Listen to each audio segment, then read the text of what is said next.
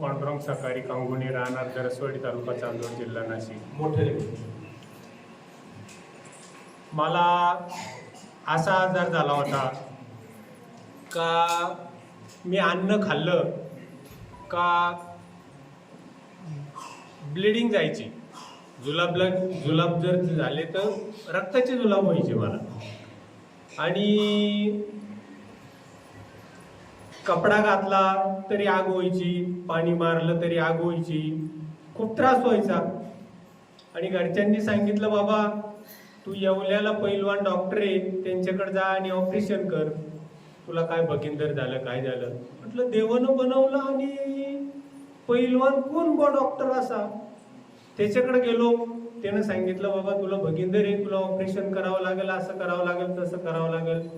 म्हटलं बरं चालेल। परत घरी निघून गेलो आणि एक दोघांनी सांगितलं बाबा मलकापूरला जा, तिथं बरं होतं।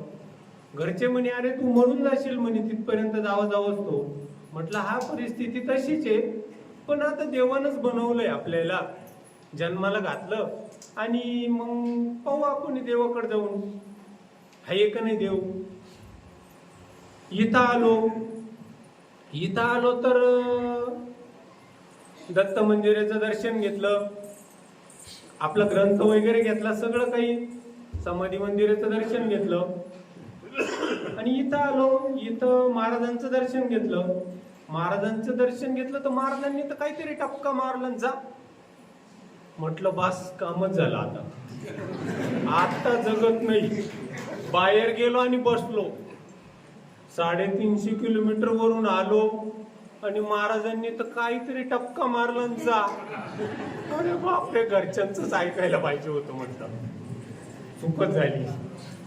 पण तुम्हाला सांगतो, मला इथलाच अनुभव असा आला का मी वाचलोच, आणि माझं जे काही ब्लिडिंग जायचं ना, रक्त जायचं भगिंदर, पूर्णतः बंद होऊन गेलं। मी कोणाची गोळी खाल्ली नाही आणि कोणत्या डॉक्टरकडे गेलो नाही, घरच्यांचं ऐकलं नाही। 2015 सालापासून मी इथं येतोय, माझे खूप अनुभव आहे सांगायसारखे, पण आपल्याकडं वेळेअभावी मी थांबून गेलो। एक थोडं शॉर्टकट मध्ये सांगतो, तिथं वाटत नव्हतं का आमच्या आईची जमीन आम्हाला भेटेल म्हणून। ती जमीन म्हणजे तिथं कुठलंही काही लॅमिनेशन नव्हतं, फक्त आम्हाला माहिती होतं का बाबा ही आमच्या आजीची जमीन आहे, आजा वारलेले आहे आणि आई लहानपणी असतानाच आजोबा वारून गेली।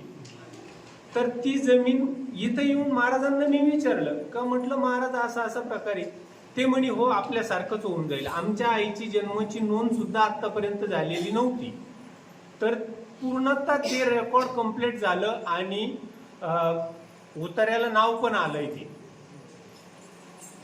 धन्यवाद।